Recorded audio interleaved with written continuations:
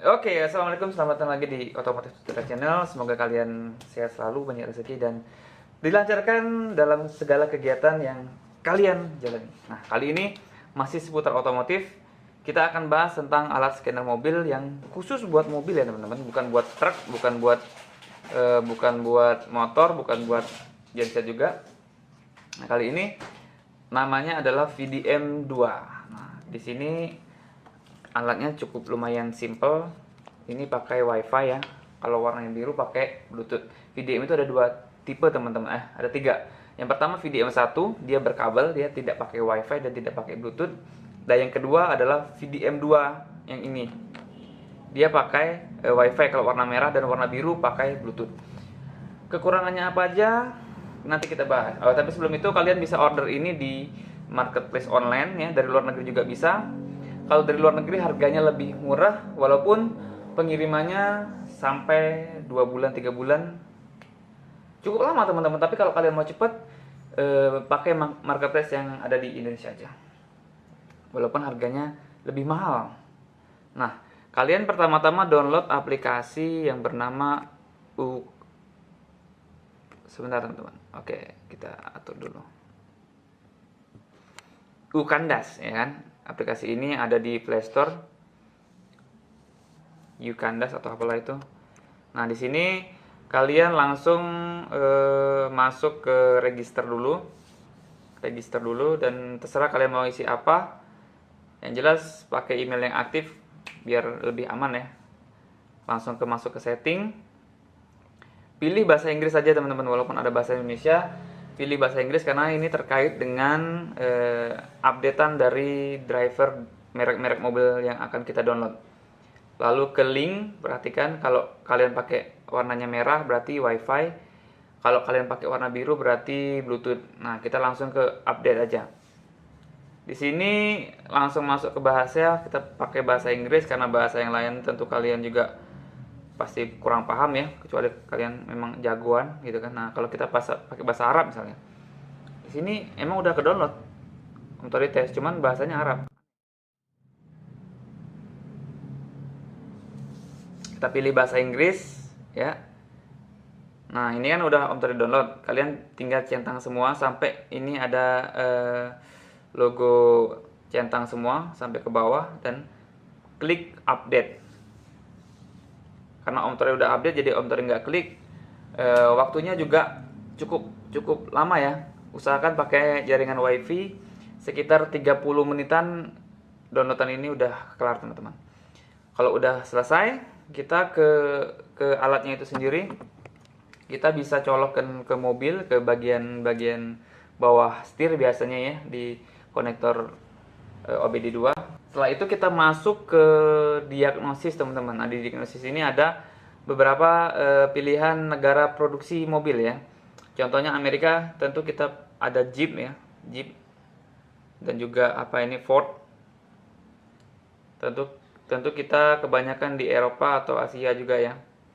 Kalau Cina itu jarang sih.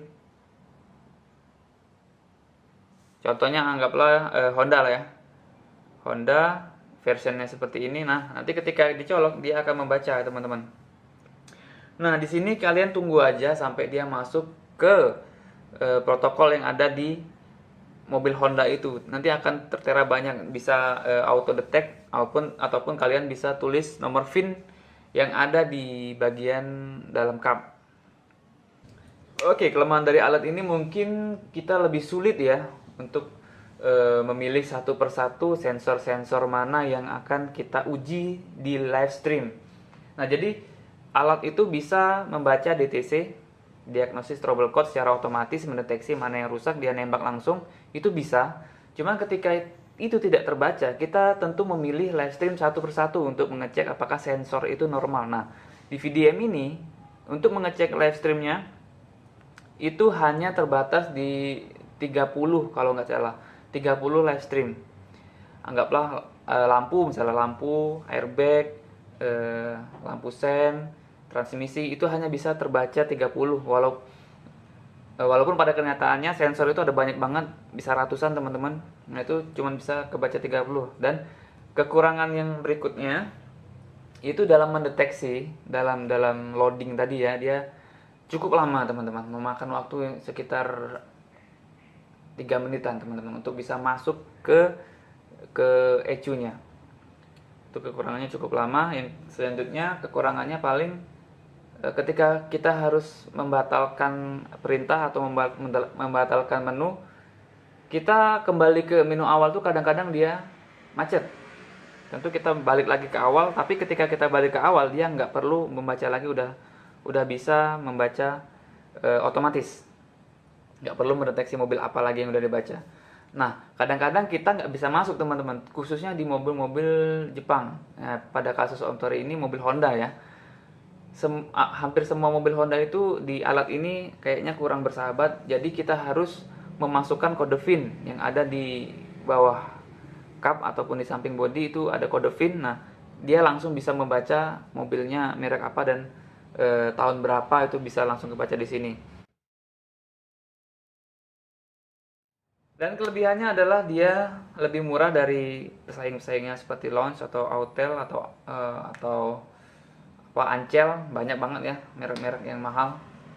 Dan ini lebih murah dari PNT ini, walaupun makanya sedikit kurang user friendly, tapi ini worth it lah. Sensor yang ada di mobil itu bisa dibacanya semua. Kalau dibandingkan harga teman-teman, ketika kita milih Launch, anggaplah ya, kita dapat harga isi diag.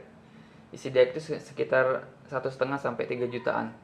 Nah, dan itu menurut Om Tori di bawah di Biscarnya Launch. Nah, di Biscar itu kalau kita mau beli dongle-nya aja sekitar 5 juta sampai 9 juta. Itu setara dengan ini teman-teman, membaca sensornya, walaupun lebih user friendly yang Launch, karena Launch itu gampang banget dipakainya ya, nggak perlu ribet, dan data streamnya juga nyenengin. Tapi balik lagi ke kalian, ketika kalian pengen budget yang pas-pasan ya pilih ini aja. Walaupun dengan effort membaca sensornya itu lebih ekstra sabar ya, ekstra teliti dan ekstra sabar. Kalau kalian pengen yang simple, pilihlah isi diag dari Launch. Oke, jadi alatnya seperti ini teman-teman. Sini ada lampu konektor, kalau udah tercolok di konektor OBD2 ya, ini nyala, dan ini kedip-kedip buat jaringan WiFi-nya yang memancar. Nah, di sini ada nomor seri dimana kalian bisa mendaftarkan nomor ini pada bagian register tadi. Nah, ini cuman pemanjang buat kabel aja, buat nyolokin kalau bagian dashboard terlalu sempit untuk dijangkau alat ini, kita pakai bagian ini aja. Dan fungsi utamanya kalau Om Tori sih supaya di bagian konektor ini nggak patah ataupun nggak basah teman-teman. Jadi ini duluan aja yang biar yang colok cabut yang ini aja. Oke.